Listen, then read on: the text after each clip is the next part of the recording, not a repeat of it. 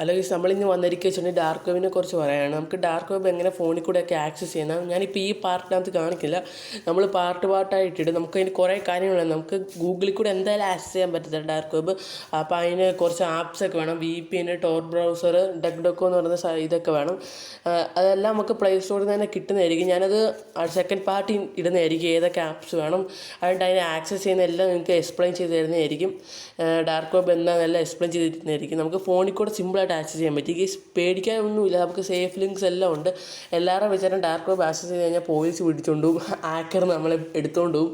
So ഒന്നുമില്ല, സിമ്പിളായിട്ട് നമുക്ക് എല്ലാം ചെയ്യാവുന്നേ ഉള്ളൂ. ഫോണിൽ കൂടെ സിമ്പിളായിട്ട് ഡാർക്ക് വെബ് ആക്സസ് ചെയ്യാനേ ഉള്ളൂ. നമുക്ക് VPN ഒക്കെ യൂസ് ചെയ്തിട്ട് ആക്സസ് ചെയ്യാൻ പറ്റും. നമുക്ക് ഗൂഗിളിൽ കൂടെ പറ്റത്തില്ല. നമുക്ക് വേറെ ക്രോമിങ് സൈറ്റൊക്കെ വേണം. ഞങ്ങൾക്ക് അടുത്ത ഇതിൽ ഞാൻ കാണിച്ചു തരാം എങ്ങനെ സംഭവമൊക്കെ ഇൻസ്റ്റാൾ ചെയ്ത് നമുക്ക് പാർട്ടായിട്ട് ഇടാം. നിങ്ങൾ സബ്സ്ക്രൈബ് ചെയ്ത് കമൻറ്റ് ചെയ്യുക. ഞാൻ പാർട്ടായിട്ട് ഇടാം ഏതൊക്കെ ആപ്പ്